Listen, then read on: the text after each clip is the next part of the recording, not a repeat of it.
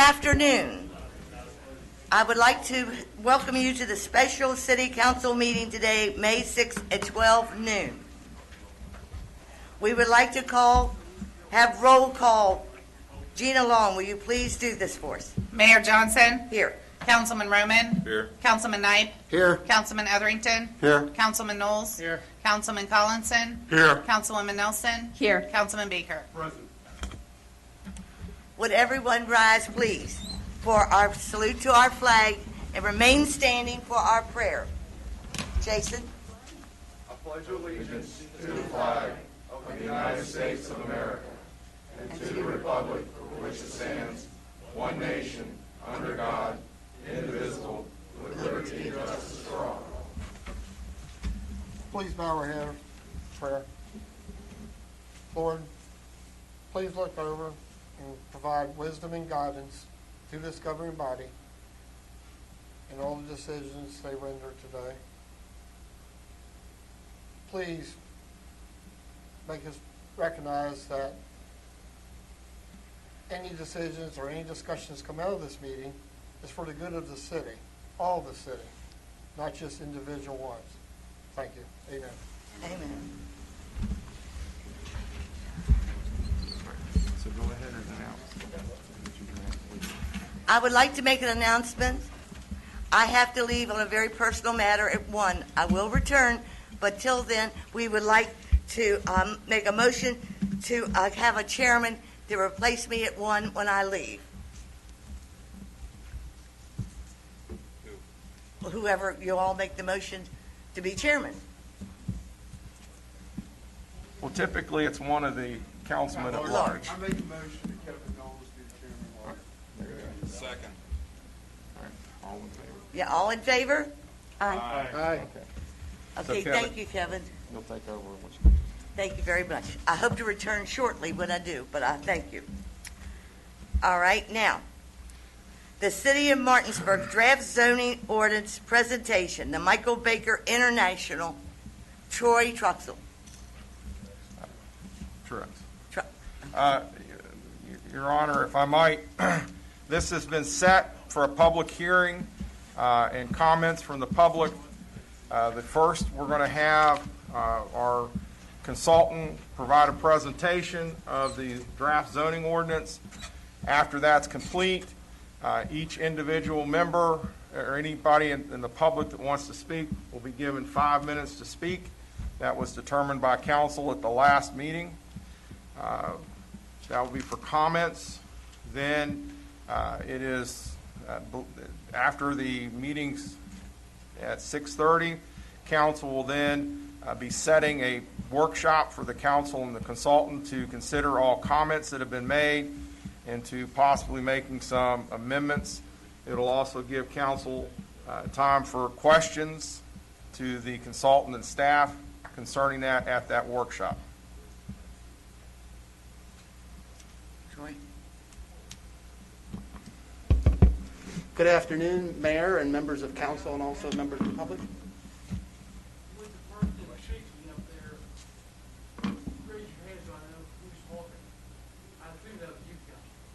Yes, that was me.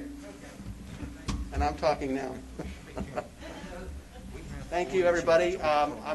Andy, if you would, please. Again, my name is Troy Truax with Michael Baker International. We're working with the city on preparing the draft zoning ordinance. You take your mask off and speak clearly. Thank you. Thank you. We'll do. I'm offended by your mask. Okay. I will give a presentation on the draft zoning ordinance. And again, that would be setting the stage for the members of the public to give comment on it here today as part of the hearing. So purpose and need and process. The ordinance that you currently have in the city was adopted in 1970. For the last 50 years, you've been operating under the ordinance, and a lot has changed since that time with respect to the city's growth. Different types of uses have come into play over that time, et cetera. In 2018, the city just also updated and adopted a new comprehensive plan. That comprehensive plan is part of the West Virginia Code 8A, which deals with land use planning compliance. That set the stage then, too, for the city to evaluate its current zoning ordinance. and then make the decision to move forward with a rewrite of the current ordinance to make sure that it's in compliance with the code, but also other regulations. The authority under the West Virginia Code regarding zoning, again, is under Chapter 8A of the Land Use Planning section. So there's various articles. Article 7 specifically deals with zoning, but there's also additional articles. Article 8, Board of Zoning Appeals. Article 9 is the appeal process with the Board of Zoning Appeals. Article 10 is enforcement provisions, and Article 11 deals with special provisions. So all of those are regulatory requirements.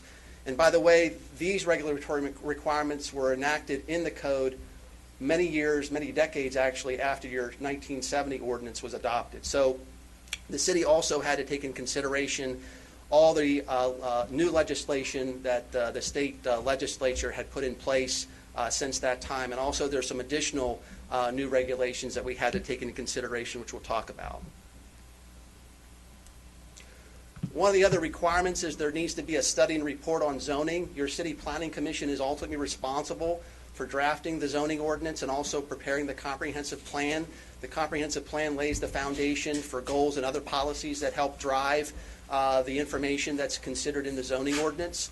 So this study and report on zoning is another administrative requirement of the code, and it was prepared, presented to the Planning Commission back in February for their review, and then they presented this study and report on zoning as well as the draft zoning ordinance to City Council for its consideration. The ordinance rewrite process began back in September of 2019. City Council appointed various members of the city staff, members of the Board of Zoning Appeals, members of the Planning Commission, members of council itself, but also members of the public, citizens, and also other entities that have an interest of helping guide, put the process together. So it was not done in a vacuum internally. It was done with other input and other ideas and thoughts put into the process to create the draft. That process, again, started back in September of 2019, worked with this committee that we just talked about. Here's a picture. We worked here in City Hall on almost a monthly basis from September of 2019 till about March of last year, when COVID then started to kind of shut us down and hamper our ability to meet. But at that time, we'd actually worked through a process in the draft. And since March of last year, comments that have been received from citizens and other constituents have been ongoing review and evaluation by city staff, myself, City Planning Commission, and now council. Also, too, in October of last year, we held a public open house that was advertised and also held at the rec center here in Martinsburg, and that gave an opportunity to present the draft zoning ordinance, get more feedback, make sure people had the opportunity to know that the draft was underway, and start to get additional feedback on it. That led then to a planning commission meeting in November, where we talked about the input that we received, and then there was additional planning commission. There was a hearing held in early February. Planning commission also then held a workshop on the zoning ordinance back in February on the 24th, and that led now to City Council held a workshop which was back in March on the 15th, and today the two public hearings here at noon and tonight at 6:30. Also, too, as a requirement of the code, there was a landowner notification given by certified mail. I'm sure a number of you, hopefully as a landowner, property owner, received that. Again, that was required. The city sent out over 7,751 notices to those landowners based upon tax and property record information. Also, too, the city's website had the draft zoning ordinance posted. Also gave instructions if you had questions, comments, which we did receive, to email those into the city for review and consideration. So a little bit more about the comprehensive plan. Again, it was enacted back and adopted back in 2018. A comprehensive plan aids the Planning Commission, again, the entity, the body that's responsible here at the city for that document, in designing and recommending to the governing body ordinances that result in preserving and enhancing the unique quality of life and culture in that community, and in adapting to future changes of use in economic, physical, or social in nature. That's right from the West Virginia Code based on the citation there.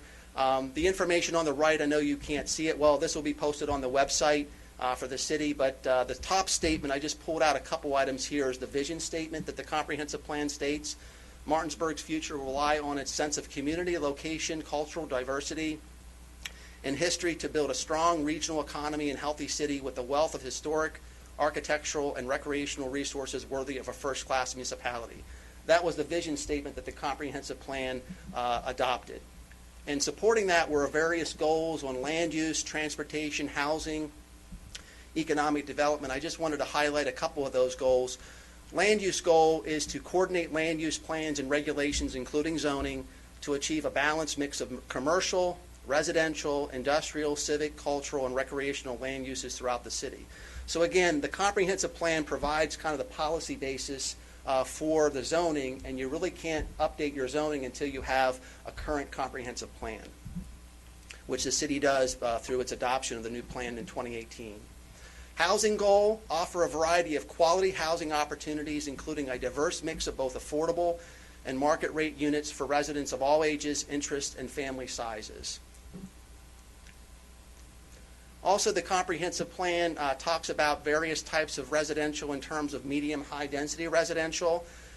It specifically recommends increasing the city's residential densities by promoting the development of medium and high density housing in various parts of the city, including downtown. Quote, for the sake of the city's economy and the vitality of local businesses and employment, Martinsburg has an interest in promoting increased residential density and new development is proposed. Again, that's right from the comprehensive plan. And then also from a mixed use development may include a variety of residential, commercial, or other uses integrated vertically, meaning in the building itself, within the same building structure, or horizontally across the project development site. Again, according to the comprehensive plan, mixed-use development, quote, is most applicable to areas west of Interstate 81 or to large redevelopment or adaptive reuse projects in other areas of the city, including the reuse of former industrial facilities such as the former Interwoven Mills complex, end quote. Comprehensive plan also discusses mixed use in terms of the city's downtown. This plan says the future land use map proposes a mixed-use district in the downtown core that delivers flexibility to engage in a wide variety of enterprises, including galleries, shops, theaters, restaurants, offices, and residential, sometimes within the same structure. Again, that vertical mixed use of buildings. Key to the revitalization of downtown will be the attraction of residential uses. Compact living arrangements are increasingly in demand, providing a low-maintenance urban lifestyle as well as walkability. Again, right from the comprehensive plan. So one example of a mixed-use building is the adaptive reuse of the former Shenandoah Hotel. That, as you well know, has been revitalized interiorly and exteriorly to now have small efficiency types of apartments. I believe the last I know it was almost 100% occupied in terms of rentals in that building. And also on the first floor, they're proposing various types of storefronts, shops, etc., businesses that could go on the first floor. And again, the upper floors are residential in nature. Again, that's a vertical mixed-use type building example. So a great investment in your downtown with that project. And the left photo shows how an example of one of the interior finishes of those of that building. So very nice, affordable types of housing for those that need this type of housing unit and able to live and walk within the downtown of Martinsburg. The comprehensive plan, this is the future land use map. I'll point out the yellow is low density residential. The grayish areas are high density. But interesting enough, what it doesn't have on there, it talks about medium density residential as a recommendation, but for whatever reason that map is not showing the medium density. So that's one little bit of issue that we saw when we were evaluating your comprehensive plan. But the plan itself and the text does call for medium density residential as well as low density and high density, as well as mixed use, commercial, and other types of uses illustrated on the map. So again, the comprehensive plan really is kind of a basis of where we start to evaluate what information policy-wise is in place that helps inform what the zoning should be going forward in terms of land use, etc. So that's one of the basic starting points for us. So the other thing, when we started the project, so we were not involved in your comprehensive plan. We were brought in to help rewrite your zoning ordinance. One thing that we do right off the bat is to make sure we understand your city from what exists today. So we did what we call this rural to urban transect, or it's like a DNA analysis of your community. Go into your neighborhoods, identify specifically what uses exist there today. Also, again, evaluate the comprehensive plan, understand what uses are proposed for the future. For example, some of your former industrial sites like Interwoven is no longer industrial in types of use. It's proposed as like a mixed-use type of redevelopment project. So we have to consider what those types of proposals are and determine what's the appropriate types of zoning that would apply and ensure that that type of future land use could be accommodated. And that analysis then looks at this map as kind of a density map, if you will. So the darker circle in the downtown, labeled number 5, is your downtown core, kind of the King Street, Queen Street area, the location we're in right now. The lighter colored red is labeled number 4. And the idea is you get less dense as you move out from the urban core. So the 1 and 2, the 1, for example, is largely where your single-family residential areas are, Tennessee Avenue, those places, just north of King Street. But you also see around Interstate 81 and some of its interchanges, you see those dark circles appear. Again, that's where the interchange 81 had actually, when it was developed, then you started to see development occur in terms of higher density highway commercial, so gas stations, hotels, restaurants. So again, that really reflects kind of the density format of your city and how over time that growth radiated out from the downtown area. And of course, historically, your railroad transportation network helped dictate or determine how that growth was occurring in the future. This map shows everything in blue are residential lots over 10,000 square feet. Right now, one thing that we looked at was in terms of residential uses. What this map is really trying to show is that your current zoning ordinance for all those blue parcels currently would allow any single-family dwelling to be converted to a duplex. So that's what your current ordinance would allow right now. And we know that, I think that is one of your concerns with the proposed zoning ordinance. So we tried to reflect upon where we can have some consistency with your current ordinance. So this is one area in particular that we're going to start to look at more carefully, because we got a lot of feedback from your comments on this particular item that you may not want to see this much of duplex type of development, especially in the single family residential areas. So that's one area that we definitely want to take a closer look at with council. Solicitor Sayer mentioned there's going to be a workshop that council is going to have to consider your comments today, also other comments, and we're going to actually start thinking about some recommendations that we can make to mitigate that issue or those concerns in this particular area among some others that we know you've brought to their attention. This map shows in red where current commercial and also multi-unit properties are located. So really downtown along 81, south of downtown, if you will, north of downtown, but where you don't have a lot of commercial businesses or multi-units is in the western area of between Interstate 81 and downtown. That's the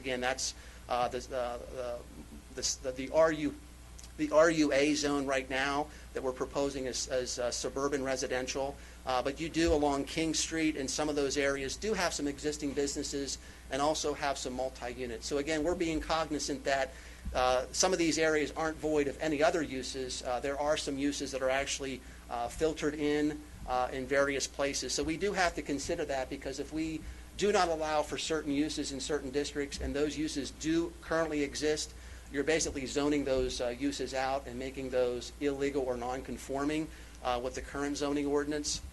So again, another additional information that we took into consideration to prepare the draft zoning ordinance. The other thing that we looked at too was, again, there are best practices. You're not the only community that's going through that has zoning. But from time to time, many communities have to rewrite their zoning ordinance to update it, especially if it's many, many decades old. It needs to come up into compliance with current standards. But AARP and the Congress for New Urbanism just published this handbook for improved neighborhoods.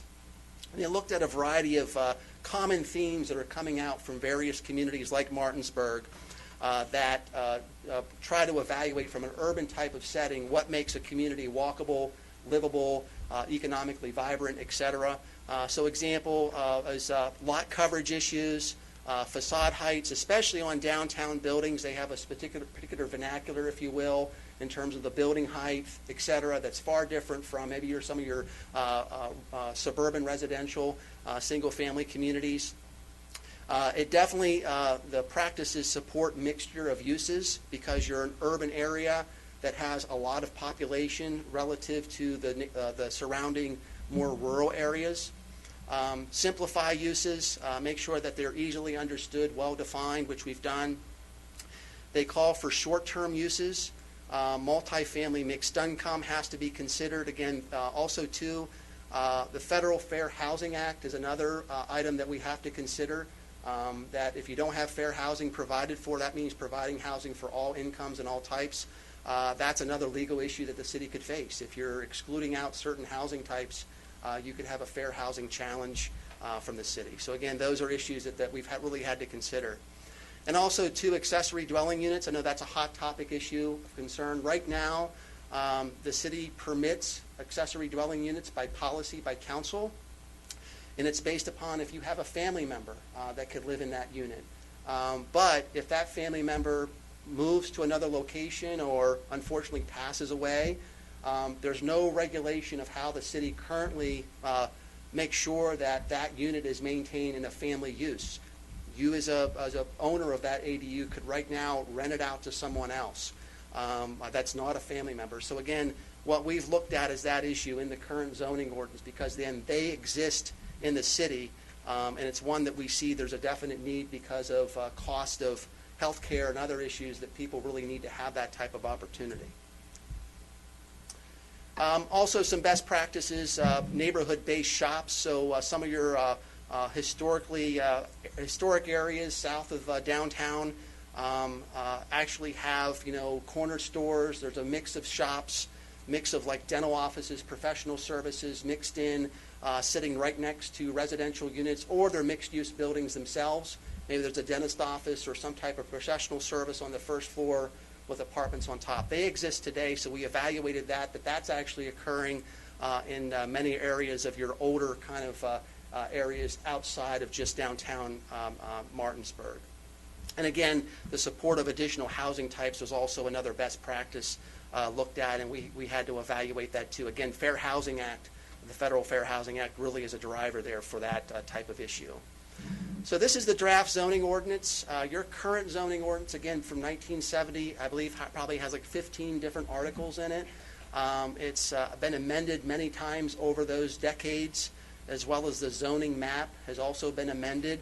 And what we've tried to do was to streamline the requirements of zoning in these 6 articles. Article 1 are the general zoning provisions, addresses the zoning permit process, the Board of Zoning Appeals process, et cetera, and other administrative special exceptions, et cetera, how they're dealt with, and the process for special exceptions, variances, et cetera, in that Article 1. Article 2 are definitions. No ordinance, no regulation, even law can't be without its definitions. You have to have a really good set of definitions that defines the terms clearly. Article 3 addresses your zoning districts, the proposed zoning districts, and also incorporates by reference the adopted map, the zoning map that needs to be part of this, and that's, again, it's draft as well. Article 4 is a whole section just on zoning uses. So, again, the zoning uses really need to be well defined, and what we tried to do, and I'll show you in a minute, we've really tried to make sure that you could read that, understand which uses are permitted, in which districts, et cetera, and what's the additional regulations that we need to have for those uses. Again, for example, 2-family dwelling units, I know there's an opportunity there. We could probably improve upon that and help alleviate some concerns that we've heard with that, among some other items that we think are pretty good opportunities to make some updates to the draft ordinance. Supplemental regulations, anything dealing with, for example, fences or swimming pools, things like that that might be supplemental in addition to a primary use or something that's attributable to any property. That's where Article 5 addresses those items. And finally, signs. Signs is a big issue. Signs is actually now regulated from the Supreme Court has rendered decisions, as well as other state and local courts. But signs need to be content neutral, et cetera. So again, that's one area of concern that we've addressed in that zoning, in the draft zoning ordinance right now. Again, we're really trying to make sure we're compliant with state and federal law, among other requirements. So this is your draft zoning map. The pink area is the downtown district. The blue up in the upper left-hand corner recognizes the growth of the WV West Virginia University Medical Center campus, and also the ancillary, all the other supporting outpatient and clinical space offices that have grown in that area over time. The orange is your mixed-use commercial along the 81 corridor, south of King Street, and also around the mall, and also where the new Weiss Shopping Center is being developed. And also it includes some of your former industrial sites like Interwoven, and also north of downtown, those areas too. Suburban residential is the kind of the turquoise green type color, and then urban residential south of the city and around the north and east of the city is kind of like that second growth area. So again, still a lot of that grid street pattern in that blue area that emanates directly out from the core downtown of the city. And then finally, mixed-use residential, the kind of the light green is that new growth that's occurring west of 81 and more of a mixed-use type of housing, and also mixed use in terms of service uses, et cetera, that would support those types of residential units that are being developed there. So this table shows, again, your current zoning ordinance from 1970 has 21 different zoning districts. Those are shown on the far right of that table, and I've color-coded those because the middle column are how we've looked at those existing zoning districts and how we've looked at them from the new set of zoning districts that are proposed. So urban residential and suburban residential are your two residential districts that are proposed, and you can see that those incorporate in the RUA, RUB, SR, and RR districts currently. Your downtown mixed-use residential and mixed-use commercial are your mixed-use districts. Downtown includes the Service Business District, the Downtown Business District. Again, these are your existing districts that are incorporated into that downtown district. Mixed-use residential, townhouse, multifamily, medium and low, and then planned residential district. Those are all incorporated into that new mixed-use district, mixed-use residential. And then mixed-use commercial includes your local business district, community business district, highway business district, and planned business district. Industrial districts, because a lot of your industrial growth has moved out. Like, for example, Interwoven is no longer in operation. A lot of those businesses, and you're no different from communities like Carlisle, PA, where I live, and know where those industries have migrated out to the interstate interchanges. You can see a lot of that, and a lot of that's the 81 corridor, warehousing, industrial type of development that's driving that. So in terms of industrial uses, we do provide for some small shops, craftsman style types of uses in the ordinance that are in the mixed use commercial, et cetera. But the large industrial complexes, because those are moving out to where transportation access is better, we've actually seen that that's no longer appropriate in the city. But we also see an opportunity with the growth of the West Virginia Medical Campus to implement a medical institutional district, and that was that blue area up around the hospital in that area where that growth is really taking off and continues to proliferate. There's also need to have what we call special districts.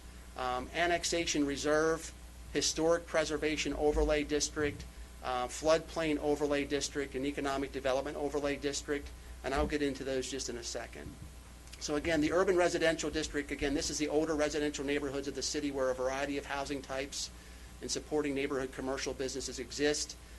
Well connected to downtown, and really promotes an opportunity for reinvestment and revitalization opportunities, because it's a kind of a second growth generation of your city in terms of the downtown area. So a lot of older, housing stock, older businesses, and potential reinvestment, reuse of those properties for various types of purposes. Suburban residential, again, this is where your kind of like your suburban growth area has occurred, like around Tennessee Avenue, et cetera. So this area is characterized by predominantly developed as a single-family housing neighborhood with large front yards to provide privacy. Future development generally will occur in a gradual manner through infilling of vacant lots or the replacement of older structures. So where those, if there's happens to be, heaven forbid, a fire, for example, in one of those structures, or they get damaged to the point they need to be redeveloped, we've really tried to incorporate into the document that if those structures are redeveloped, we want to make sure that they're consistent with that current character. The setbacks, the architectural style, so we preserve that in those neighborhoods. And any infill, of those, any vacant lots, et cetera, to that point should reflect the character, scale, and placement of the, based on the neighboring homes on any given block. So we really try to go in and evaluate on a block-by-block basis what the setbacks are, what the lot sizes are, and really try to, that's that DNA analysis that we talked about, to really try to make sure we calibrate the ordinance that it's actually matching up with what exists there today, especially in the SR district. The downtown district, established to maintain the character and function of the city's historic central business district and its bordering historic residential neighborhoods. Again, if you, right here on Queen Street, and you go back a couple blocks, you start to see, different styles of buildings. But again, those are residential, kind of like the Elm Street, if I would call it. You have your Main Street down here on King and Queen, and then areas around that are typically called like an Elm Street type of neighborhood because they with easy walking distance of downtown, easy walking distance of employment, former industrial properties and sites, et cetera. And that was the way, and many, many years ago, that your city had been developed. And then today, a lot of those properties are still residential. There's actually a flower shop. There's other types of shops and businesses. So you see a true mix of uses integrated into that, what was predominantly a residential neighborhood. Mixed-use residential, this is this area west of 81. Again, mixed use because it also allows, and development plans have been approved, a variety of mix of housing, but also opportunities to allow service businesses like a dry cleaner, child care, et cetera, where those residents can quickly use those services on their way to and from work or whatever the case may be. Again, promotes higher density and diversity of residential uses. Commercial uses may be integrated into a residential building. So again, vertical mixed use, but also horizontally across the landscape as a separate commercial building, separate from a residential building. How much longer is this going to go? We'll get to it. Thank you. Thank you. Just be patient. You don't have an answer for that? I will. Give me about 5 more minutes, sir, please. Thank you. Yeah, you cannot interrupt us, then, I'm sorry. I'm trying to do this. I know there's a lot of questions. I'm trying. We all read this, we all Okay. understand what it is. And some others may not have seen that, sir. So I appreciate your attention, and we're trying to get through it. No interruptions like that, please. Go ahead, Troy. Mixed use, again, provides for the development of commercial and related business and activities designed to serve the community. Again, promotes upper floor residential uses and other multifamily buildings. Again, this is consistent with what, in terms of future development, would look like along Martinsburg Avenue, along the interwoven property. The mall area, of course, is changing. The mall is no longer there. Other uses. So it talks about promotion of reinvestment and redevelopment of those gateway areas along the 81, routes 9, 11, and 45 corridors.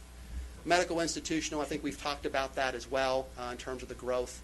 So these are the purpose statements for each of those districts that are proposed. Annexation reserve is a special district. So again, any areas that are not currently incorporated into the city's jurisdictional boundaries, there are annexation provisions in the state code. So petitions for annexation can come into the city for consideration. This really just is a holding area or holding zone until the city can determine what's the appropriate zoning that should be applied to those areas that are being incorporated into the city's jurisdiction through annexation. Historic areas, you have several historic districts, and in addition to the fixed district, the districts that we talked about, there's also what we call an overlay district. These are the regulations that are required to be placed upon and to preserve and protect those historic structures and the concentration that they provide and make up those specific historic districts in the city. Floodplains, this is a requirement of FEMA, Federal Emergency Management Agency. You must have a floodplain ordinance, which the city does. And to enforce that through this process, we needed to incorporate this overlay zoning district to make sure that we knew where the boundaries of, and it really follows along the National Flood Insurance Program, the NFIP program, and where the floodplains exist. So again, this is another federal requirement that we need to make sure is incorporated into the zoning. And then economic development overlay is an opportunity to think about reinvestment in some of your former brownfield sites like Interwoven. So it's an incentive type of opportunity that the city is currently evaluating through an urban renewal authority, the law under West Virginia Code Chapter 16. So the table, this is the zoning districts and uses. It's really kind of set up hopefully to be easy to read and interpret. And again, this is an opportunity where we see, based on comments, we can have an opportunity to make some modifications, hopefully to alleviate some comments and concerns that we've received from the public. There are some things that we also have to think about. Right now, your current ordinance allows for bed and breakfast, tourist homes, if you will. But the consistency that we have here is that currently your ordinance allows not over 9 guest rooms. So if you see on the right-hand side, the proposed ordinance is consistent with that current requirement. So I know there was some comments about we're permitting 9 sleeping rooms, if you will. That's exactly what your current ordinance permits and allows. Plus, beyond just allowing that use, any types of use have to meet other codes, et cetera, including parking standards. So there's a lot more than just allowing the use. There's a lot of additional provisions, including a special exception permission for a number of those uses, too, that need additional type of attention. Rental units. This is a big issue. As a home rule city, home rule community that Martinsburg is, West Virginia Code Chapter 8-15A, the Municipal Home Rule Program specifically states municipalities may not prohibit or effectively limit rental of a property in whole or in part, or regulate the duration, frequency, or location of such rental in whole or in part. So when it comes to permitting rental units in the city's hands are really tied by this requirement by the state code. So if they would choose to ignore this, they could really be up for a legal challenge for sure, if you will. So again, that's current now. So your current ordinance has to abide by that law now. So in terms of proposed ordinance, we do as well in the new proposed ordinance. Group home facilities, another requirement of the state. West Virginia Code Chapter 8A11-2 basically says shall be a permitted residential use of property for the purposes of zoning, and is a permitted use in zones or districts where single-family dwelling units or multifamily dwelling units are permitted. It's right from the code. A governing body of a municipality or a county and a planning commission cannot discriminate in regard to housing and cannot require a group residential facility or its owner or operator obtain a conditional use permit, special use permit, special exception, or variance. You're really tied by that requirement. Again, if it's not written in the ordinance the way that it supports that law, you could be up for a legal challenge. Medical marijuana uses, again, these are permitted in the state now under your state code as well. It covers growing facilities, processing facilities, and dispensary facilities. And again, per state code, they must be consistent wherever you're permitting them with other similar types of uses. So growing facility must be regulated the same you would as a manufacturing facility, the same with a processing facility. A dispensary must be regulated like you would a pharmacy. So that's, again, we had some comments on that too. I think council members had a couple questions on that. So again, we're going by state code. So we have to make the decision. If we want to vary from these state requirements, you're setting yourself for a legal challenge in these areas of the ordinance. And accessory dwelling units, again, your current city policy allows ADUs to occur by family member, but no other regulation addresses that. So what we've done in the new ordinance is add a lot more regulation on ADUs, yes, permitting those, and also too in like the suburban residential district that we're proposing, by special exception. So the Board of Zoning Appeals have to have a hearing on any person that wants to have an accessory dwelling unit. Plus there's other standards and requirements that are far greater than what you currently have in your ordinance right now, which you have no regulations right now for those types of uses. Again, I'm just going to flip through these slides because this starts to show, in this case, where accessory dwelling units exist. So every one of these photos demonstrate where these properties have accessory dwelling units already on their property. You can see here, again, behind this one main property is an ADU, et cetera. This is an accessory dwelling unit. That's an accessory dwelling unit. And these aren't cheap, too. I think this one was about $30,000. So someone has to make the investment. They have to pass building code to make these work. They have to meet parking standards and requirements. The urban residential area, these are some examples in other locations where you have a mixture of uses integrated in with residential uses. So this is close to Mr. Collison's brother up in Hagerstown as an example of a local neighborhood grocery. This is a restaurant in Harrisburg, PA. Right surrounding this is all residential. This is on Virginia Avenue in your city, the old Engine Number 3 firehouse. Right now is a residential unit, but potentially has the opportunity to become, maybe a small neighborhood cafe, walk-up cafe, with some additional improvements that could be made to that property, et cetera. So again, these are examples in the urban residential proposed area. This is the area south and north of downtown, where commercial properties, in this case, I think this is a dental office, and up above is an apartment unit. These all exist currently within the urban residential district. So it's not all single family, it's not all residential. There's definitely a mix of businesses and residential in this part of the city. Same thing here, again, all mixture of uses. These are multi-units in the urban residential. Again, multi-family units. This was formerly a single-family unit, now is a multi-unit apartment complex. But you don't know it from the outside, but there's multiple units in that building. Same here, et cetera. Be patient, okay.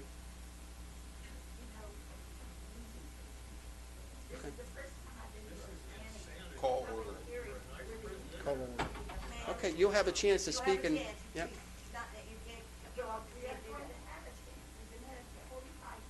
And I will, to your point, I will end my presentation. Hopefully I've given you an opportunity to understand.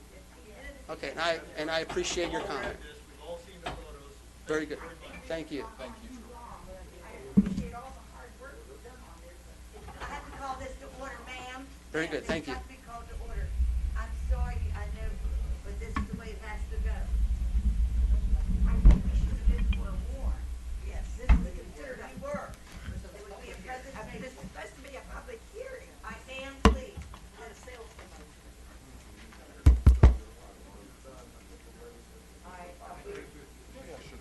thank you. Thank you, Troy, for that presentation.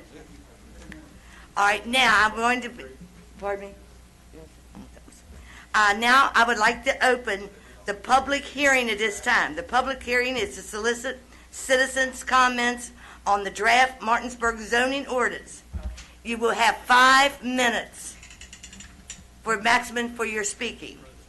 Would you please, when you come to the podium, give your name and address and sign the paper, your name and print. Oh, print. I'm sorry, print your name and address. The public part is open now. Does anyone want to come forward to speak? Remember, 5 minutes. Thank you. Okay. My name is Larry Moore. I'm a resident of this city. I've been here for 10 years. I moved from California for What's your address, sir? 106 South Delaware Avenue. Thank you. Okay. Now, what I'm concerned about with is this proposal, where are you going to get the money for the water, the sewer, the police, and the fire that you're going to need with this increase of population? That's my question. That's it.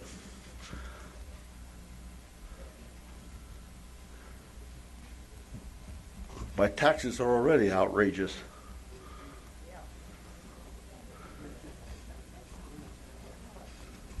And I'm retired.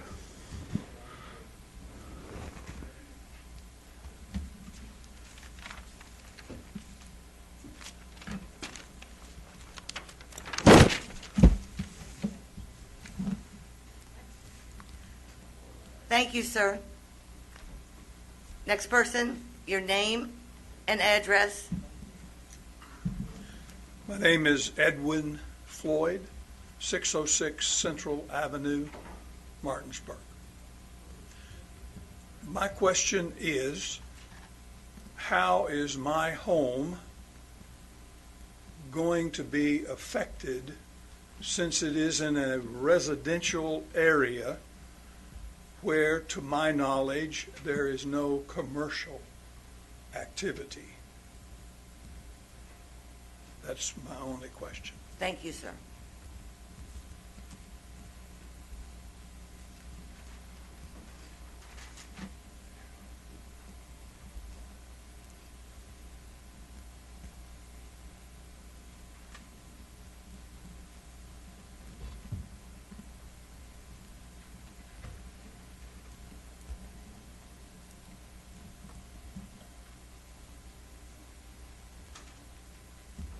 Please come forward, your name and your address, and print it on the sheet. My name's Howard Carpenter. I live 1303 Texas Street here in Martinsburg. I have a couple questions. Are four-wheelers are allowed in the city limits?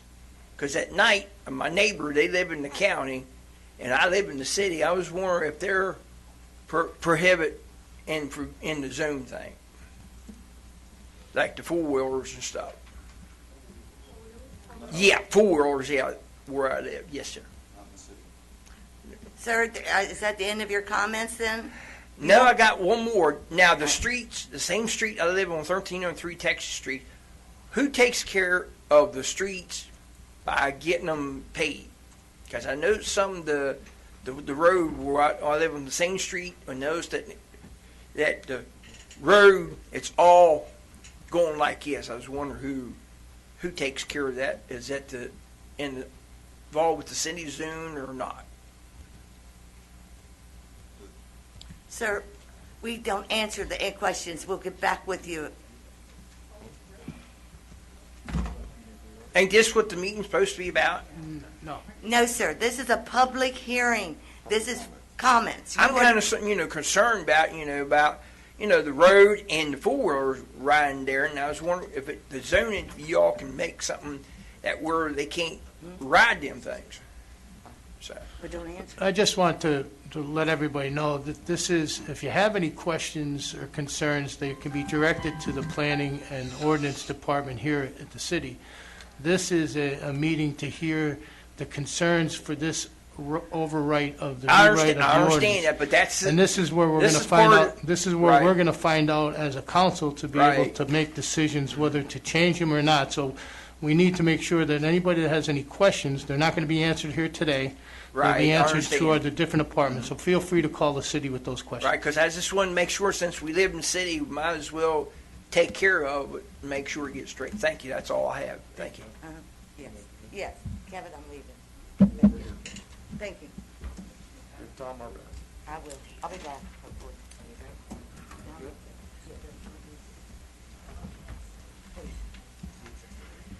My name is Martha Young. I live at 413 North Tennessee Avenue. I'm greatly concerned about this proposal, and I see it originated in Pennsylvania, which just says enough right there. And I would appreciate you take it back to Pennsylvania. I would like to make a comment that I think this whole proposal, yes, you, was based on a lie. The paperwork came out. This will have no impact on you. This will not affect you in any way. Well, this is going to affect everybody in my neighborhood a lot.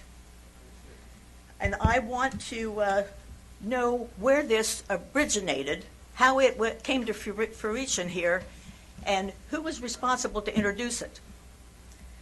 Now, my other comments are, this will impose unlimited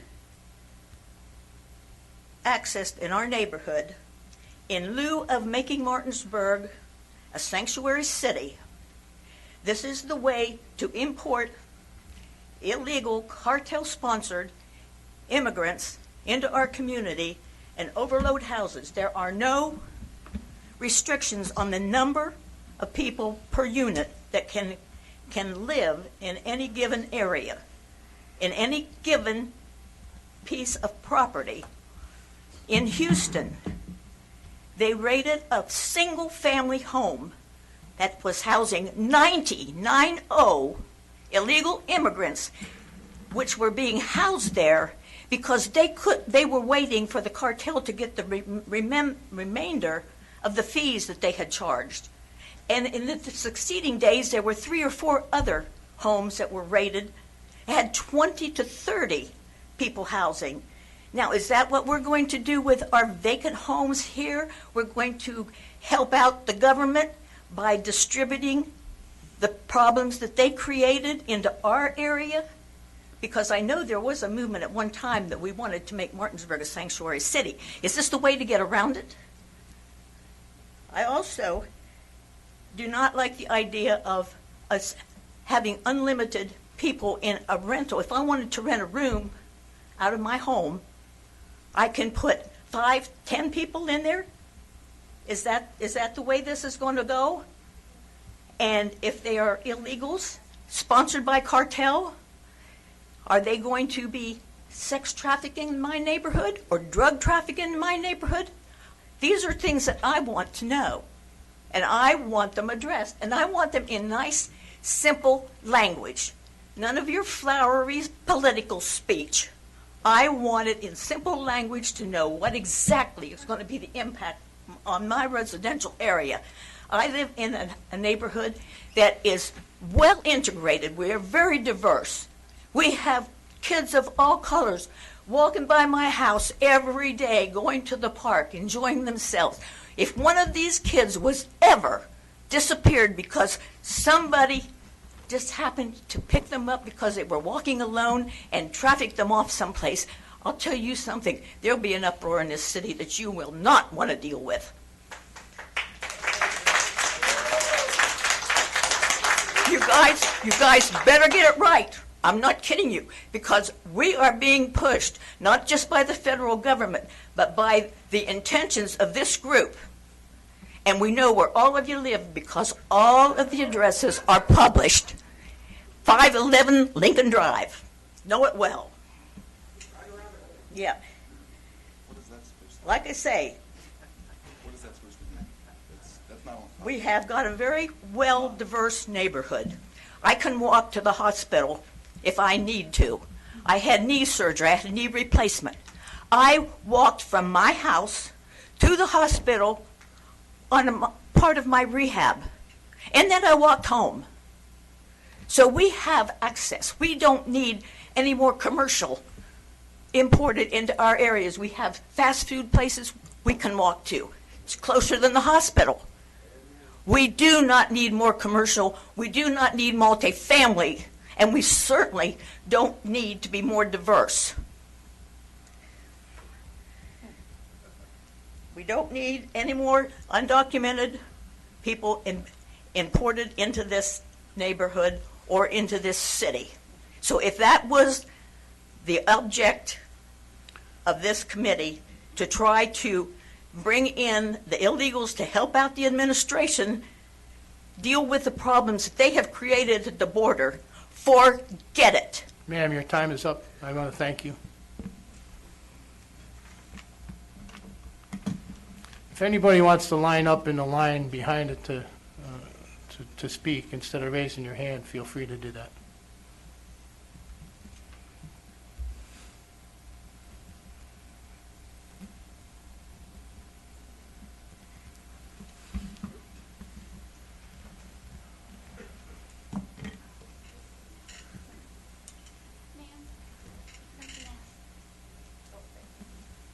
I've been vaccinated, so don't let anybody panic.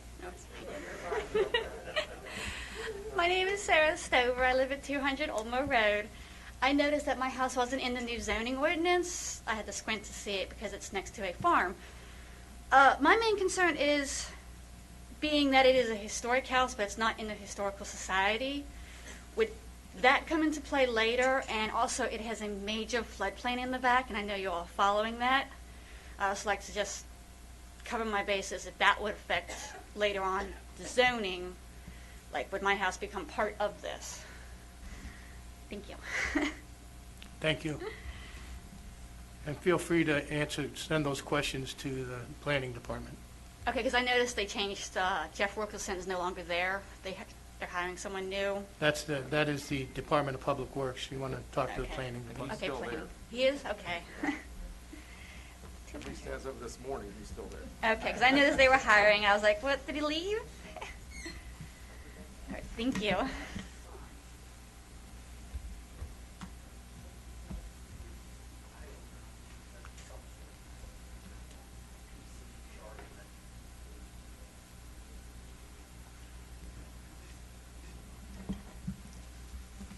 My name is Lillian Sablack.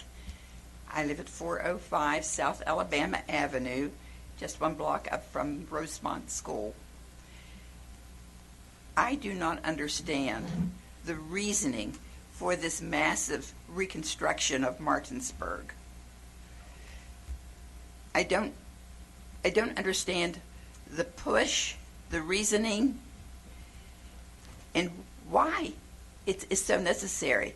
I can see taking it in increments and doing things here and there, and bringing up some of our codes to 2021. But I don't. But why this big, massive push that is very, very disturbing to all of us? Why do we need all that congestion? I thought we were trying to make Martinsburg just a lovely area, a lovely city for anybody to move to. You want to build up the downtown area, but you can't do that in the method that you're proposing. There are other ways to do that. But I think you really need to go back to the basics and find out just what are you doing and why are you doing it. Now, I appreciate that there was a lot of time and effort put into this, and I don't think it should be thrown out. But it can be looked at, and you can look at that and see, well, where do we need to start? Let's do it one step at a time. We don't have the finances to start doing something like this for once. And as the first speaker said, what about our infrastructure?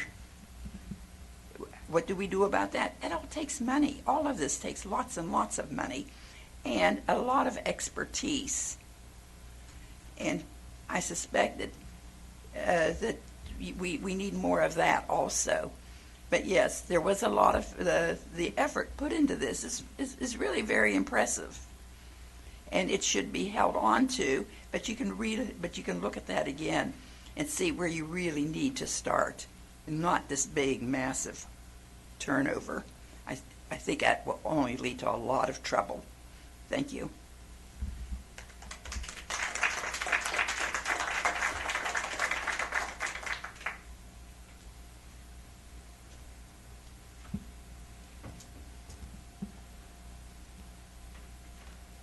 Good afternoon.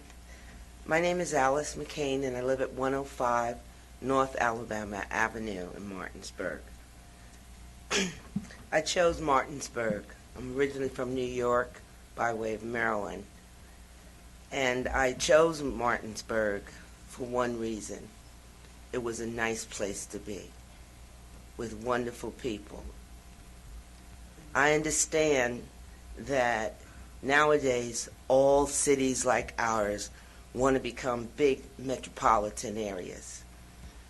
But they're not looking at the whole picture as to why we're here and why we voted for people we thought that would feel like us and also enforce laws and create laws and things that would benefit the lifestyle that we wanted. I don't want that lifestyle, and I'll tell you why. I walk my dogs in Martinsburg all over. You probably seen me walk big white dog. I walk all over Martinsburg, and I notice that there are streets that are always under repair, sewer systems that need to be upgraded. The water system, 7 years now, I've gotten notices about the condition of the water. Not just the back siphonage devices, all kinds of things are going on with our water systems. I think it's a beautiful plan if that's what you want, but I don't think that's the plan most people in this city want. I have concerns about who's going to pay for this. Okay, if we're already having water system problems, and I'll tell you, they go up and down my street all the time, chopping up the streets, which leads to another problem because you got big square places in the streets that are going to eventually need to be repaired. Let's do what needs to be done to make what we have better. Not just start with a big old plan to reconstruct the whole place. If that's what people want, go to the cities that are involved in that, because it's more than just, a dream. And as someone said earlier, I wonder who decided that this was the most important thing that we needed to address in our city. That you have people that are still downstairs that can't even come up here and say, wait a minute, I'm not sure this is where I want to live. It all comes down to that. 17 years I've lived here, and I've loved this place. And I don't want to see it take some drastic change in a direction that I could have stayed in Montgomery County, Maryland. We see where that's gone. I could have stayed in Brooklyn, New York. We see what that looks like now. And that's not what we want. Everybody doesn't want that. I can walk to the store. I can go to the doctor's office. I can see my friends and family. And you're right. The multi-family house that's across the street from where I live, and the picture you showed was the first picture that flashed up. There were so many people living in that house at one time that it caused a problem. Now, at one time in my life, I was in law enforcement. I called the police and I said, this isn't good. There are people walking around at night. There are drug trafficking coming up and down my block. No one did a thing. Then they started fighting out in the middle of the street at 2 o'clock in the afternoon. They're fighting each other. I called the police 3 times that day. And I said, you need to get the police over here because the kids are getting off the school bus in another half an hour. No one came, and they wind up stabbing each other in front of the kids getting off the school bus. That is not where I want to live. If I want to live there, I'll move back to Brooklyn. Thank you very much. When my sewer backed up and I called the city to come and see what was wrong with my sewer, all the people that are the underlined people work really hard. They do everything they can to make sure that we're okay in the city. They came out, 12 people came out and could not find my sewer line. Ma'am, your time is up. Thank you. That's my opinion on your plan.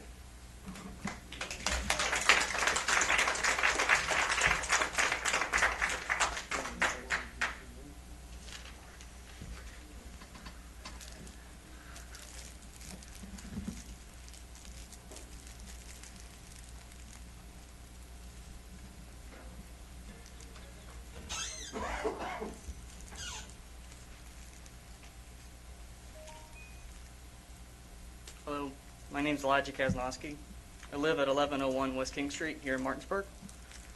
And I think a lot of us are here because we're concerned that single-family residential zones are not adequately protected in this rewrite. And I can say from personal experience that I have experience with the consequences of, such zoning provisions. Near my home, most of West King Street is a nice residential area. It's quiet. It's well maintained. People really take pride in their properties. But with a few houses behind my house, there is a zone where there's a lot of rentals and duplexes. And it really detracts from the quality of the neighborhood aesthetically and otherwise. I mean, first of all, the people don't take care of their homes. Their lawns are not maintained. Cars are kept in a poor state of repair. And more importantly, they just take away from the tranquility of the neighborhood. There's always loud dogs barking. There's always people yelling and obtrusive music playing. I mean, personally, my family and I have tried to enjoy our nice backyard. And whenever we go out there, half the time we have to call the police because there's somebody playing some sort of really loud music. Someone's pulled a car into their yard. or there's some drunk person who's yelling or singing, and really that's brought on because of this kind of zoning. So I just wanted to voice my concern. That's all I have. Thank you.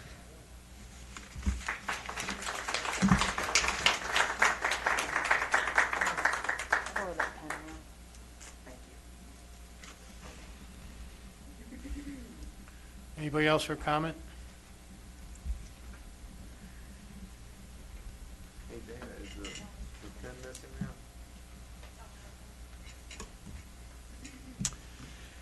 Hi, my name is Richard Meyer. I live at 106 Jerry Court. We came here 12 years ago for me to work at Shenandoah Community Health. And when I retired from Community Health Clinic at Shenandoah, we decided to stay because we liked this so much. And like other speakers, I'm concerned about the increase in density and the commercialization of the districts, which will result from the new zoning ordinance. To me, it seems like we have a solution here. It's in search of a problem. And if there was a greater rationale for the change which has been proposed, I'd like to hear it. Just stating that increased density is good for the city of Martinsburg is not adequate, is not an adequate explanation. Thank you very much. Thank you.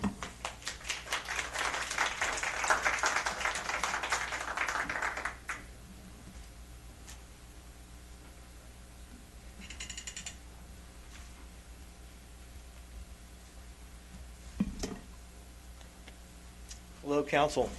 My name is Dan Rinker, and I live at 103 Old Mill Road. And first, I'd like to make a proposal to the Council for a special resolution or rule to the city to consider adopting and amending within either the new zoning laws or the current 1970 laws about restricting or allowing commercial vehicles and trucks and trailers and equipment in residential areas. They shouldn't be allowed to be parked, stored, or overnighted for any length of time. Now, I don't know if this is an appropriate forum, but I was told that I should go ahead and present this to the council for consideration. I can read what I have written if you'd like to hear it, or I can give it to you now and you can consider it. But basically, you need to define commercial equipment about axle sizes and weights that can be allowed in the residential areas. I understand that trucks used in businesses by individuals should be allowed to be parked in their home or residence. Such things as a single tandem axle, like dump trucks or service trucks that people bring home from Potomac Edison or Comcast. But where it goes into multiple axle trucks and vehicles, such as double tandem trailers, or those pulling the 53-foot trailers, no triple axles stored in a residential area. That's happening. Those shouldn't be allowed in some residential neighborhoods. And I also would like in this proposal for you to consider the prohibition of any vehicles, or trucks or trailers of any size, weight, transporting or hauling any form of refuse or waste, which includes garbage, sewage, or hazmat material. I think that would be very good for all concerned here. So if I can give this to somebody, I would appreciate it. Gino, take it. And you have my name and number there. Okay, as you know, I live on Old Mill Road, and I oppose these drafted ordinances as currently written, taking into account the preface of your new ordinances, which states the maintenance and protection of existing residential neighborhoods is a major goal of the district. So I have serious concerns over what I interpret as a proposed decrease in required lot sizes and an increase in density within current existing single-family neighborhoods, turning residences into multifamily homes, or the possibility of increasing rental units. Single-family neighborhoods must remain single-family neighborhoods, period. I also want to express my opposition against allowing any special exception filing or hearings for the allowances of bed and breakfast, tourist homes, group residential homes to be opened within residential neighborhoods. And I hear those legal concerns, but I think that's very serious to consider. To me, it seems more commercial activities are being allowed within residential neighborhoods by right instead of special exception filings. And I believe neighborhood retail uses should be scaled back, be less broad in scope and definition, and require more specific language, descriptive language to protect residential neighborhoods. I am currently very concerned about the signage that's in this ordinance. I am totally opposed to any signage increase, either in type, size, or how attached or displayed within the mixed-use commercial zones. Now, you know that Old Mill Road has a mixed-use commercial zone at the top of it. The residents all go by it and see it. And I'm opposed to this new Type 2 signage, which is a high-profile ground-mounted sign along I-81 within 1,000 feet of the center line, I believe. It has a maximum area of 200 square feet, 75 feet high. So is this a billboard? So we will see billboards along Old Mill Road in that mixed-use commercial area. No. I can tell you the residents of Old Mill Road are totally against this new signage proposal. Excuse me, sir, your time is up. Thanks for listening. Appreciate it.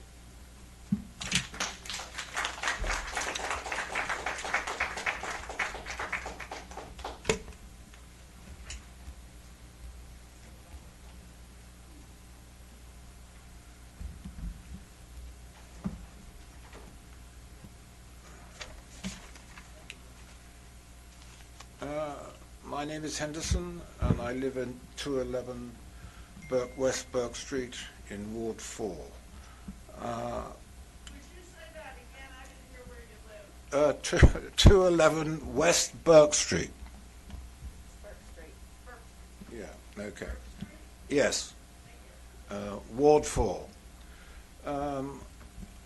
I would like to read in a document developed by Alice Wilson and Cam Trowbridge from Ward 2. They couldn't be here today because of COVID. They're concerned about being infected. So, we live at 713 New York Avenue in a 4x4 block, area bounded by Silver to the north, Raleigh to the east, Wilson to the south, and Florida and Faulkner to the west, which is currently zoned, as it should be, Urban Residential A, RUA, the city's top residential zoning east of Interstate 81, because the 16 blocks are 85% single-family and two-family homes. RUA zoning permits only single-family detached, semi-detached, and two-family houses. Under the proposed ordinance, our RUA area is downgraded to urban residential UR, a level below the new top residential zoning suburban residential SR. I, Cam, have read the 1970 zoning ordinance, the comprehensive plan, the study and report on zoning, open house PowerPoint, and the proposed zoning ordinance. I have seen no written statement from the city or proponents of the proposed zoning articulating the need or benefits of downgrading our 16-block area. What is the purpose of inviting currently prohibited multifamily townhouse efficiency micro-unit manufactured and boarding house dwellings, retail and services uses, pawn shops and office uses into our pleasant established neighborhood?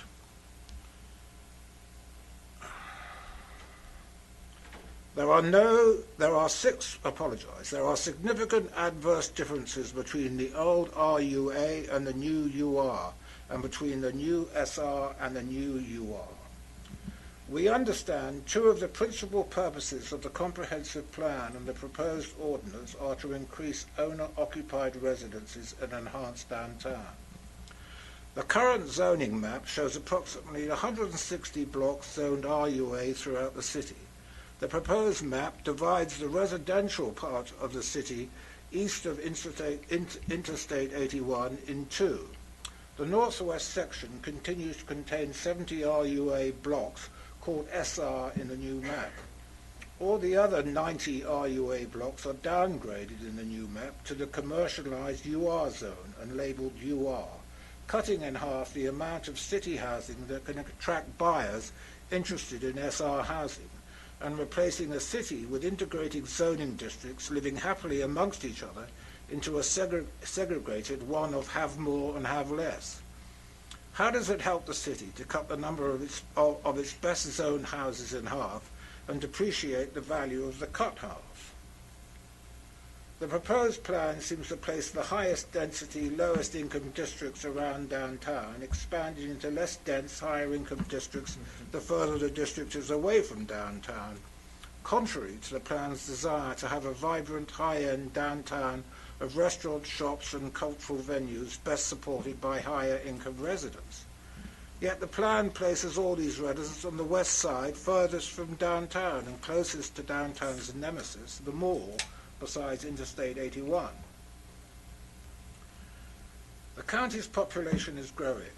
We would make the city zoning as attractive to high-end people as possible and leave all RUA as RUA, or at least as SR. We would put the city's efforts into increasing the number of residents by obtaining federal and not-for-profit grant funding and joint investment with private and corporate parties to convert the city's many and large empty industrial and commercial buildings, sites and brownfields into an appropriate mix of housing.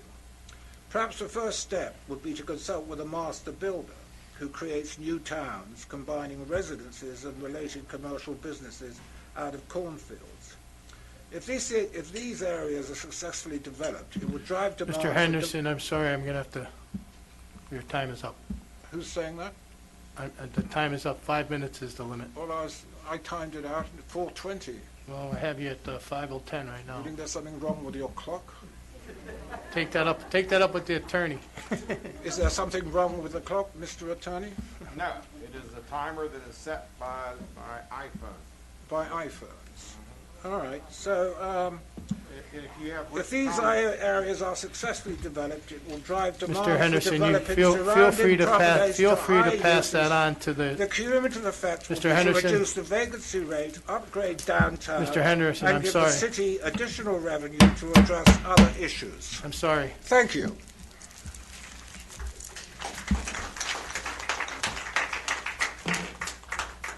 My understanding was that this was to be a public hearing, and then I had to put up with the draft zoning ordinance presentation, which I'd heard before, and I was one of 2 people present at that meeting. Thank you. You could feel free to pass that paperwork on if you want, sir. You have it? Thank you. Gina.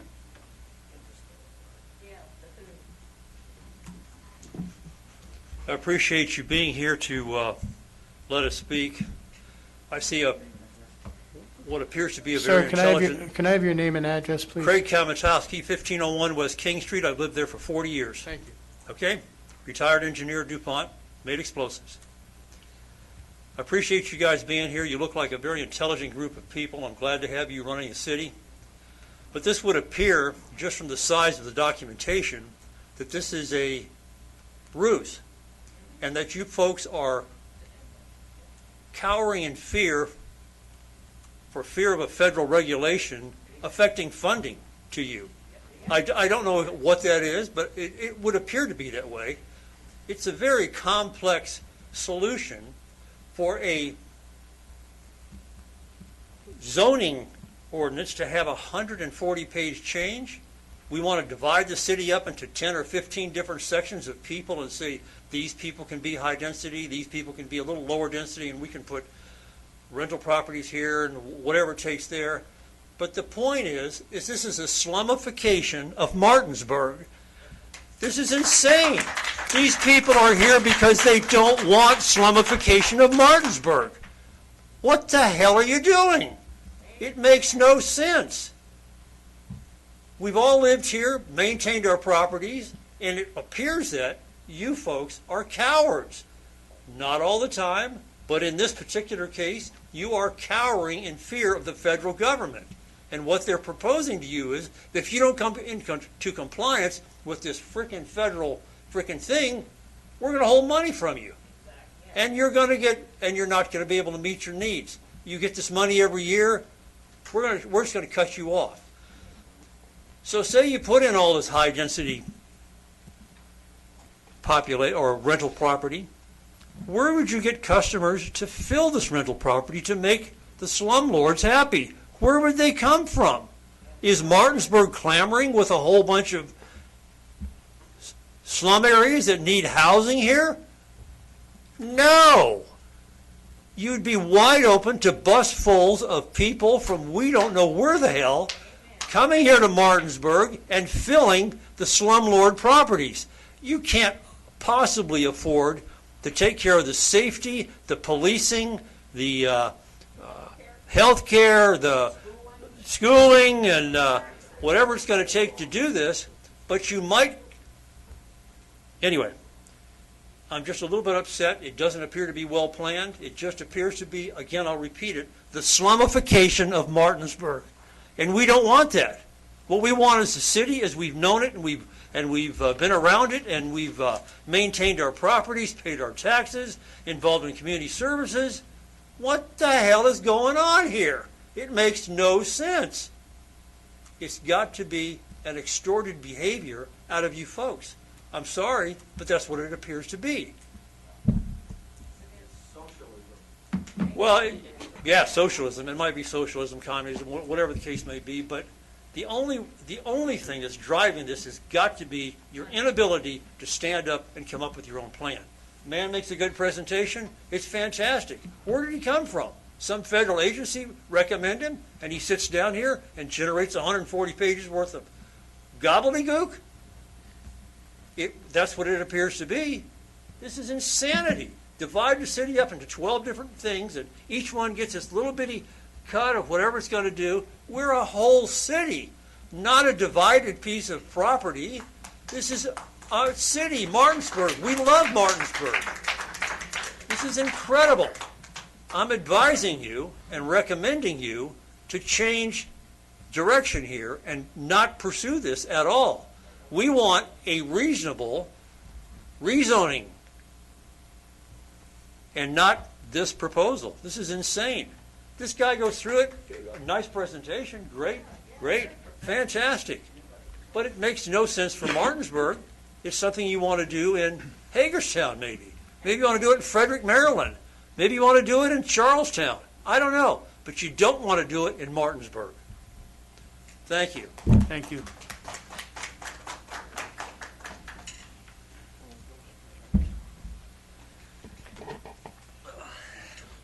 My name is Roy Young. I live on 413 North Tennessee Avenue. And just to echo what he said, all you guys are elected. And I'm telling you right now, this goes through. I'm telling y'all better vote this down. Because if not, I know a lot of people, and these people back here know a lot of people. You guys will be on the chopping block. You will not. Your seats will not be preserved. This is a big failure. It's a no. You're not going to import a bunch of who knows who from who knows where into my town and sit up there and smile and cash checks. That's all I got to say.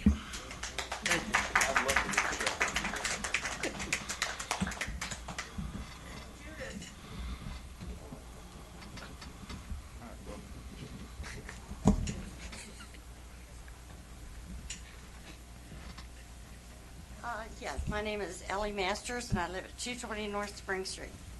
I want to know why you need new zoning laws when you don't enforce the ones you have. I am one. There's two people on Spring Street that own their houses, me and another lady. The rest are rental properties. The one house is being torn apart one piece at a time. Every time I call the Planning Commission, they tell me there's nothing anybody can do about it. So if you can't enforce the laws you already have in this zoning, why in the hell are you putting up more that you're never going to honor anyway? You pick on the happy homeowner and leave the slum landlord to get away with murder.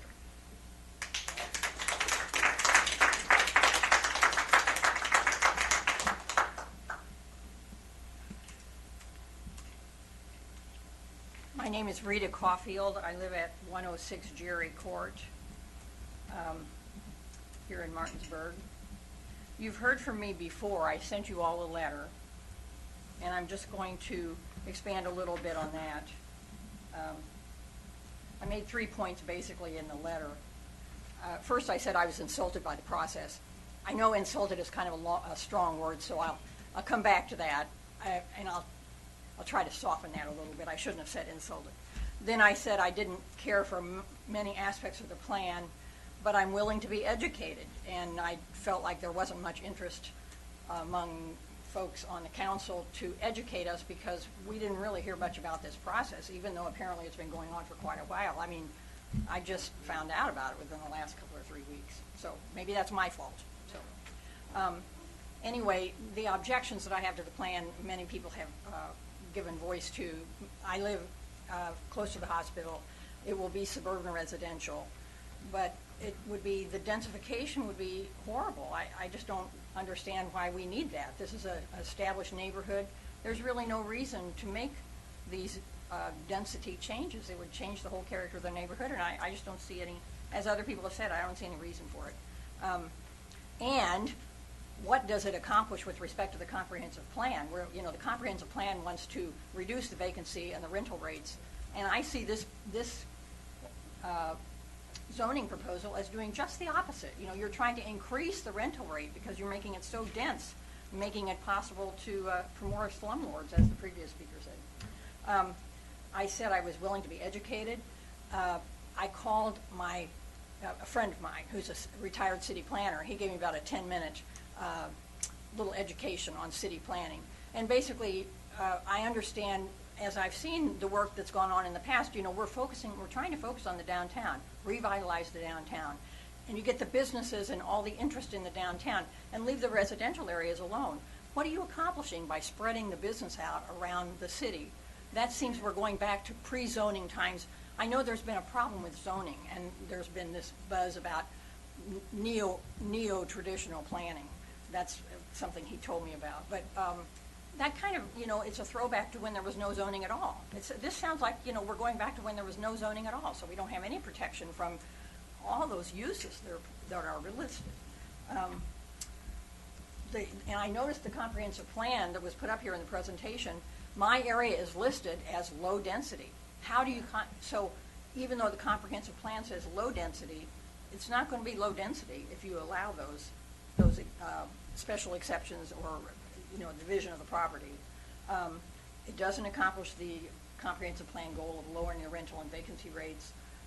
I don't see it as being all that business friendly because, as my friend, the city planner, said, you know, businesses do better by being concentrated together because people are not going to get out of their cars. The idea is to get people downtown and get them out of their cars and make it a walkable city. For as far as attracting tourists and things like that, that is a wonderful idea, and I support that totally. But everybody's going to need their cars to do their shopping in this town, and that's not going to change. And so I don't see it as being especially business friendly to let businesses spread out all over the city.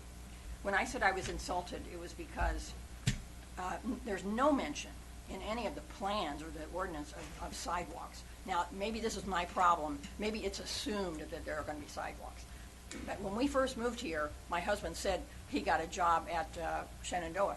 We moved to the area we did so that he could walk to work. He did. He walked to work for 4 or 5 years. But it was not a safe walk. He was walking down Tavern Road, no sidewalk. I passed around a petition. I had 275, and I was going to get 400 signatures of neighbors. But anyway, my 275 signatures, I turned them in on a temporary basis, and I got a letter right away back from the mayor saying, we have no intention of looking into this. We don't have the money for a sidewalk. Boom. And I was never thanked for my efforts. Nobody reached out and said, hey, you seem to have some energy. You're interested in the city. You want to do something. There is no interest in volunteerism from the people in the administration of this city. That was 12 years ago. Nothing's changed. I mean, still, it seems to me there's a lot of energy here. People would be willing to volunteer their efforts. I just don't see it happening, but let's see now. I want to be sure I made all my points. You have about 5 seconds, man. Okay, well, that's it then. Thank you.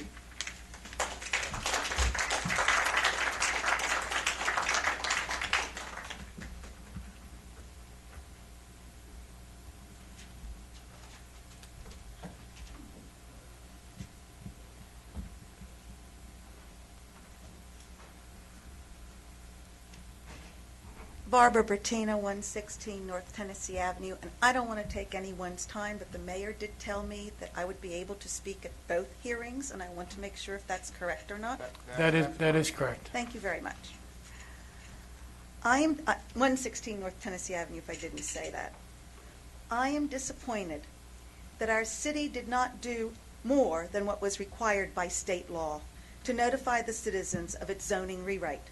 Certified letters were sent to property owners only, yet many property owners with whom I spoke did not receive a letter. On just one block of North Street, 6 of the 8 property owners did not get a letter. One had lived there for 64 years. The rental rate of the city is 52.5%, yet renters received no notification of the zoning rewrite. This means that over half of our city, our citizens, were disenfranchised. Are renters not considered your constituents and citizens? The city notification letter is misleading and implies that there will be no major changes for the residents of the city. Claim protects existing single-family neighborhoods while permitting mixed housing types in traditionally mixed housing type neighborhoods. Not true. Existing single-family homes in any zone can be subdivided into 2-family, multifamily, 300-square-foot apartments, and room rentals with no limit on the number of rooms or occupants, either by right or special exception. There is no single-family zone in the city. How are these single-family residential neighborhoods protected? Existing single-family neighborhoods and mixed housing neighborhoods that are urban residential and mixed use and downtown in wards 2, 4, 5, and parts of 1 and 3 will be turned into business zones with over 150 different retail businesses, including medical marijuana, services some 24 hours, offices, studio factories, commercial equipment supply with over 20,000 square feet in outdoor storage, and loading docks, all allowed by right or special exception. We have been told that a nice outdoor cafe or deli will add to our neighborhoods, but we were not told that a company can purchase half a block, tear down all the buildings and put in a Dollar General or a 7-Eleven, which can ask for a liquor license. A convenience store is allowed by right and has no limit on its size. How are these single-family and mixed housing residential neighborhoods protected? Aligns with the 2018 Comprehensive Plan. Not true.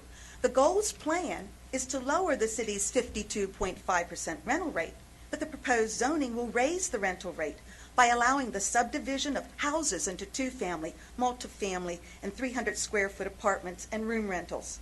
Has the police chief been consulted as to how more rentals will impact the city police department? More rentals equals a higher rental rate. The city's goal is to lower the city's 15.8% vacancy rate, but the proposed zoning will increase the vacancy rate through a proliferation of rental properties on the market. The plan's goal is to create more low-density residential areas of 6 to 8 units per acre, but the proposed zoning raises the density rate from 6 to well over 15 units per acre by lowering lot size requirements and through the subdivision of houses. More rentals equals more density. The plan's goal is to have existing units return to active use, but the proposed zoning creates more rental units that will saturate the market instead of returning existing units to active use. Claim regulates how new construction fits in existing neighborhoods in relation to size and scale. Not true. Lot size requirements have been lowered throughout the city so that properties can be subdivided. Front setbacks have been lowered, and there is no requirement for new buildings that they shall align with neighboring buildings. The side setbacks have been lowered in all zones, which can lead to fire safety hazards. Has the fire chief been consulted as how this will impact the fire department? Building height minimum and maximum requirements are not consistent with existing areas of the city. Some zones, which have only 1- and 2-story buildings, will be required to build a 2-story building and can build up to a maximum of 3.5 stories. In reality, new builds will not fit in with the existing neighborhoods. Addresses land uses by grouping similar uses into categories. That's a claim, not true. There are too many land uses grouped together which are not compatible and do not belong in the same category. Barbara, Barbara, I'm sorry. Okay, I am sorry. I'll have one sentence. Citizens need to be told the truth as to what this proposed zoning will do to our city. I respectfully ask that you vote no on the proposed zoning rewrite. Thank you for allowing me my voice.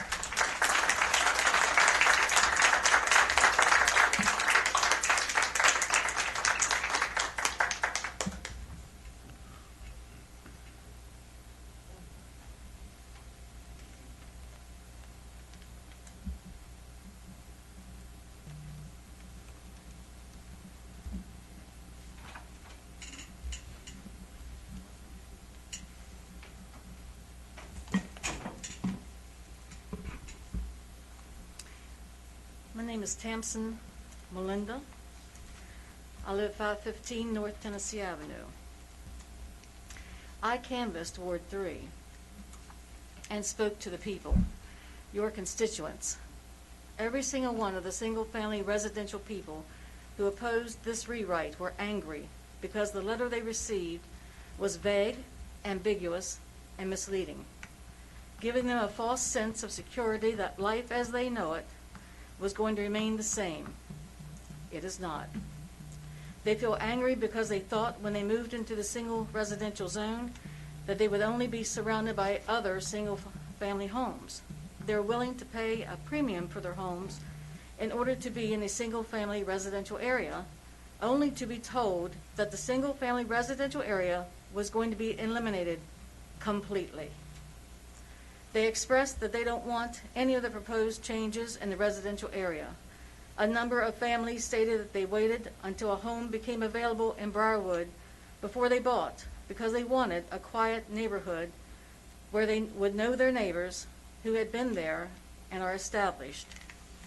They don't want to live around transients or renters who have no vested interest in where they are living. You speak of doing away with the haves and have-nots. That's not who these people are.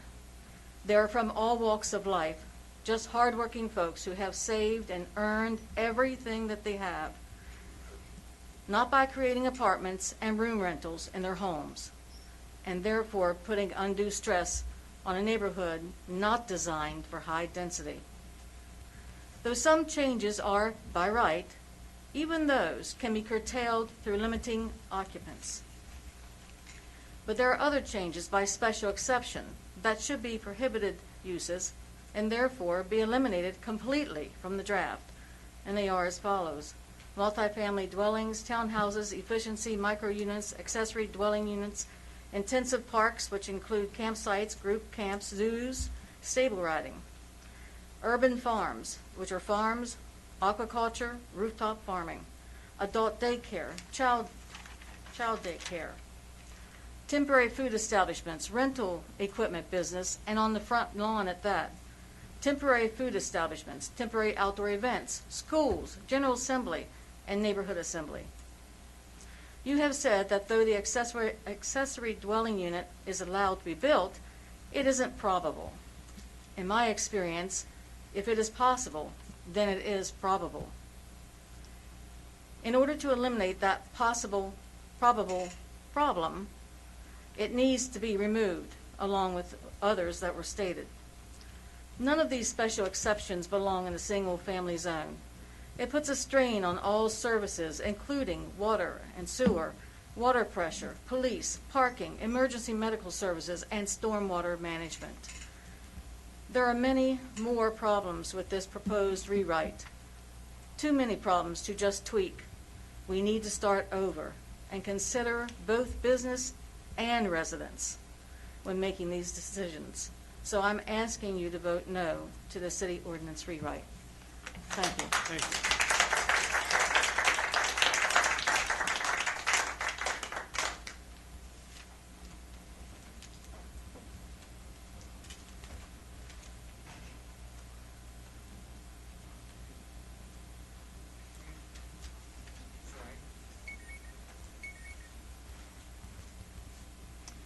Hello, my name is Dennis Clark. I live at 804 Jerry Court in Martinsburg. I've lived here for 83 years. Never knew we were in such bad shape. So I encourage you to vote no.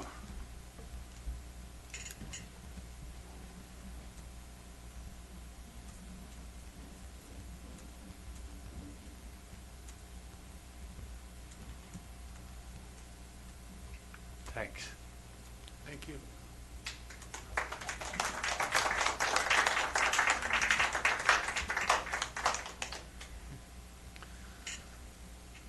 Any more comments?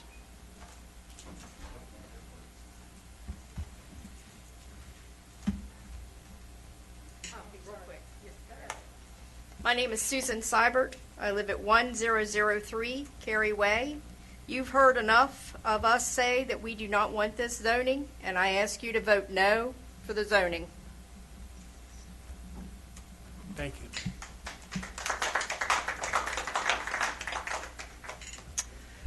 Hello, my name is Deborah Myers, and my husband and I reside at 237 South Rosemont Avenue, which is part of Ward 1. We've been residents of this ward for almost 22 years. I myself have been a renter or a property owner for 37 years in Martinsburg. I'm here today to ask each of you, our council persons, to vote no to the proposed Martinsburg zoning ordinance rewrite. Yesterday, when I was doing research to find out more about the MZO and also to see if the council actually had a if the council actually had a mission statement, I came across Mr. Roman's Facebook page on which he stated, "I'm running for Martinsburg City Council because we look toward our city's future. We should be focused not only on economic incline, but on the general happiness and well-being of our residents, as well as on environmental sustainability." I agree with Mr. Roman's statement, as I'm sure many of you in this room do as well. I don't believe that the draft MZO is in the best interest of the residents of Martinsburg.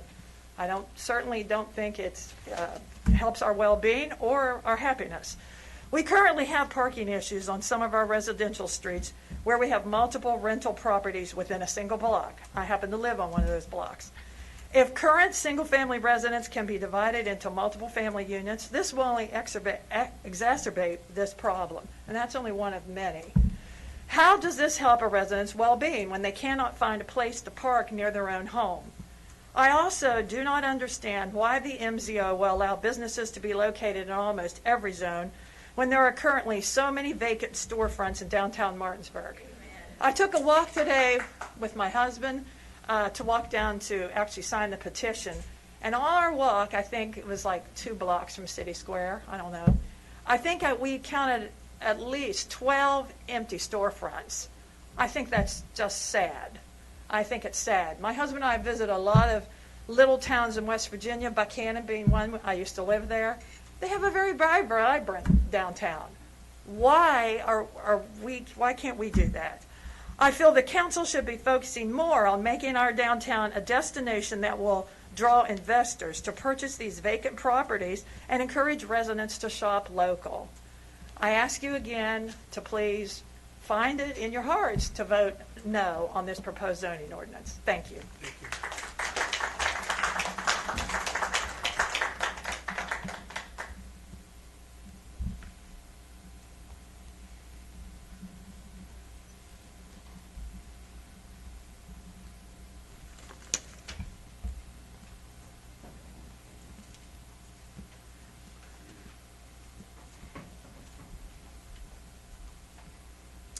My name is Helen Henderson, and I live at 211 West Burke Street. I just had dental surgery, so fortunately for you, I'm not going to talk long, but I am against this, and I hope you will vote no. Thank you. Thank you.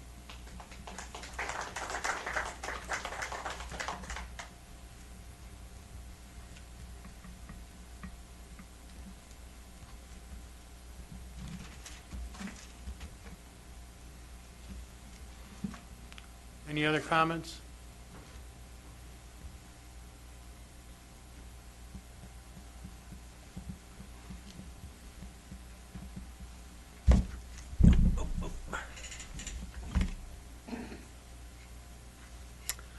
My name is Greg Marks. I reside at 109 Bird Drive in Martinsburg. And I have to tell you to start off with that I don't envy you guys at all. God bless you for what you have to do and what you have to put up with. So this is not a condemnation of you all personally, but I have to think that I hope that you all and the residents and the businesses of Martinsburg don't have to succumb to some of what's going on in our country. When Mr. Troxel started off his presentation, one of the first things I noticed on the screen was the recommendations of the AARP Handbook for Improved Neighborhoods. Shortly thereafter, he briefly mentioned the relativity of what you all have to do based on fair housing issues. And it sort of came to my mind that when I was getting some of the information about what this was all about and what was going on and what was going to happen, that I questioned the need for the city to have to succumb to the guidelines of the state and the federal government. And then I realized that sometimes when we look at problems, you have to follow the money. Pardon the quote there, but and I wonder if some of these guidelines, based on AARP's recommendations and fair housing issues, quote unquote, might not be funneled because of the Affirmatively Furthering Fair Housing, the AFFH Act, which was under the Obama-Biden administration, and now President Biden is claiming that he's going to reinstitute that. So I wonder what the correlation is between what guidelines you're trying to establish in fixing a problem that maybe isn't a problem at all, and doing that in need of acquiring the federal dollars to accomplish what you want to accomplish. But I would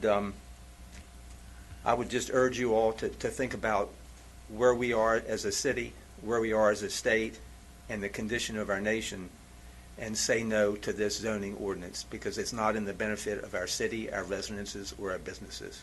Thank you. Thank you.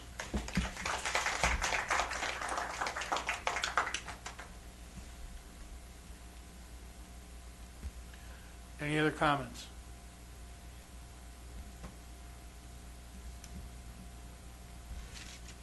I'm saving my comment for tonight, because we That's only fine. take once, right? No, you can speak twice. You can speak once now and once tonight, not twice tonight. Or this time.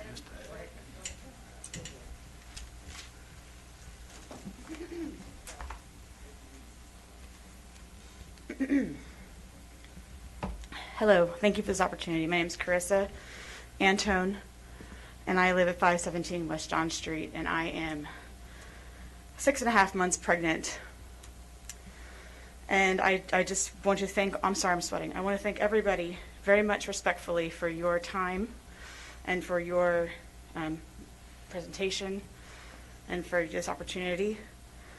I very, very selfishly am very concerned for my safety and for the safety of my unborn child in my neighborhood. And I know that it is my husband and my decision to live in Martinsburg. At first, I did not want to live here, with all due respect, but I've grown to truly love this city and consider it my home. I'm sorry. I hope I am sounding respectful as possible. Martinsburg is really important to me. My neighbors I have learned to grow and love. I have a young family across the street, an elderly, beautiful elderly woman living next to me who lives by herself. And we are concerned about the safety and security of our neighborhood. I have other questions that I'd like to ask tonight, but I'm trying to keep this as respectful as possible. I just would like to please ask for the young families, such as myself and the elderly, to please imagine your daughters pregnant in this city. Imagine your grandparents or your parents or yourselves pregnant as permanent tax-paying, utility-paying residents who are trying so hard to keep their properties looking pretty because we're proud of our homes that we worked really hard for. To please keep that in mind. And if this is something that you all want, respectfully, that is fine. But if we can please revise it so it's more in favor of protecting our young families and everybody, I would greatly, sincerely appreciate that. Thank you very much. Thank you.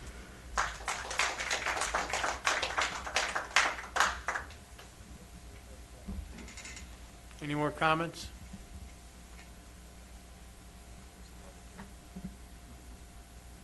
Being there are none, I'm going to close the public hearing for this time.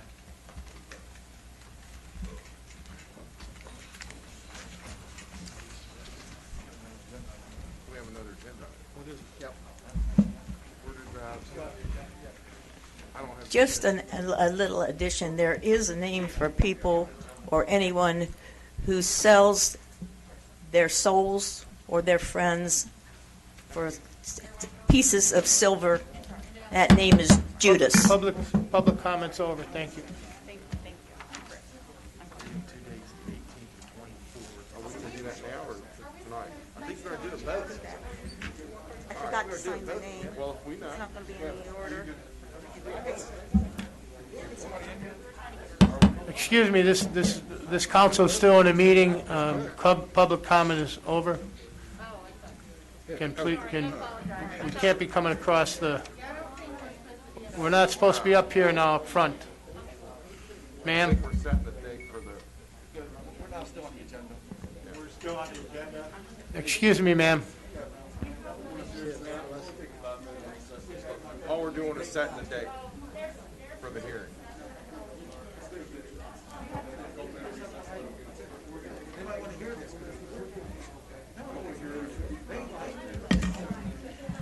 Okay, we're gonna take action on new business, item number 7A, discover and take action as necessary regarding the next steps for the draft Martinsburg zoning ordinance. Mark, do you want to talk to that? Thank you, Councilman Knowles. I believe, just to let the public know of the next steps, and we'll do this again this evening as well, I think there was talk about, do we want to have a workshop, and I think that's probably appropriate to talk about the comments and make any amendment suggestions to the zoning right before you actually get into an ordinance. I sent an email out with some dates and times.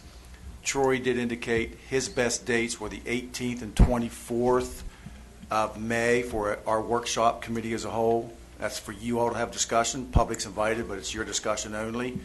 Dana has indicated her best date's the 24th, Monday the 24th of May. Is that good for everybody else to have a committee meeting for this purpose? 24th works for me. What time? 24th works. What you all set the time? 5 o'clock would be nice. That's fine. Yeah, 24th works. 24th, May 24th, 5 p.m. for the workshop. Thank you. Anything else? We need a motion to adjourn? Yep. I need a motion to adjourn. Second. All in favor signify by saying aye. Aye. Those opposed? Thank you. Save 5 minutes, Jason. Thanks, Jason. Well, it'll be a committee meeting, Council. Thank y'all. Appreciate the time. We'll see you at 6.